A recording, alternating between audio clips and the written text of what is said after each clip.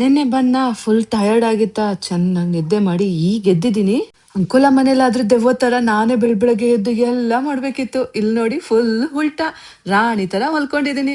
ಅಮ್ಮನೆ ಎಲ್ಲದೂ ಸಪ್ಲೈ ಮಾಡ್ತಾ ಇದಾರೆ, ಬೆಡ್ ಕಾಫಿ, ಬೆಡ್ ವಾಟರ್ ಅಂತ. Hey guys, good morning.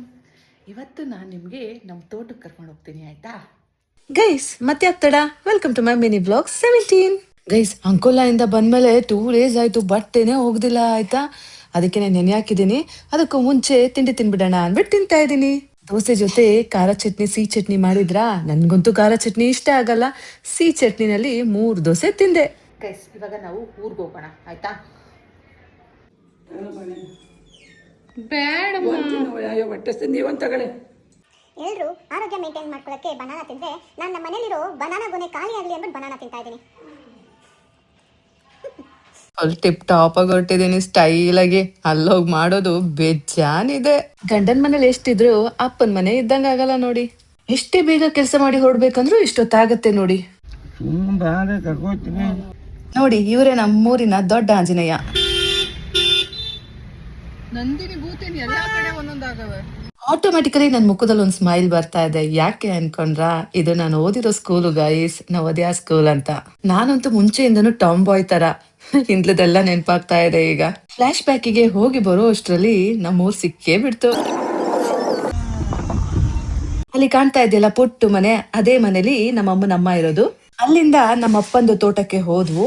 ಮೊದಲನೇ ತೋಟ ನಾವೀಗ ಹೋಗ್ತಾ ಇರೋದು. ಸೊ ಅಲ್ಲಿ ಪೈಪಿಂಗ್ ಎಲ್ಲ ಚೇಂಜ್ ಮಾಡ್ಬೇಕಿತ್ತು ವಾಟರ್ ಸಪ್ಲೈಗೆ ಅಂದ್ರು. ಸೊ ಅದನ್ನೆಲ್ಲ ಮಾಡಿದ್ವು.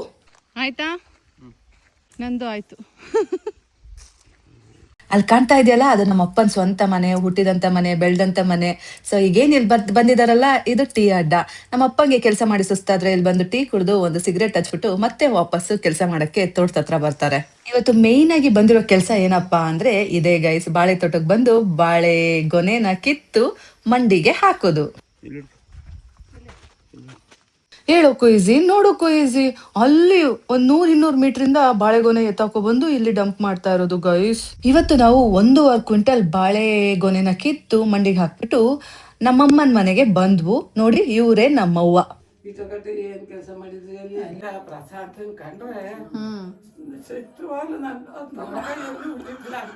ಒಂದು ಕಾಲಿಗೆ ನಮಸ್ಕಾರ ಮಾಡ್ಕೊಂಡು ಅಂತ ಪ್ರೀತಿಯಾಗಿ ಮಾತಾಡ್ತೀವಿ. ಅಂತ ಪುಣ್ಯಾತ್ಮ ನಾನು ಎಲ್ಲೂ ನೋಡಿದ್ರ ಅಂತ ಪುಣ್ಯಾತ್ಮ. Full ಪುಣ್ಯಾತ್ಮನು, full ಪುಣ್ಯಾತ್ಮನು.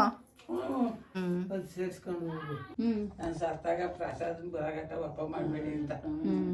ನೀನ್ ಸತ್ತಾಗ ಪ್ರಶಾಂತ್ ಎಳ್ಕೊ ಬರ್ತೀನಿ, ಸುಮ್ಮನೆ ಎಳ್ಕೊ ಬರ್ತೀನಿ.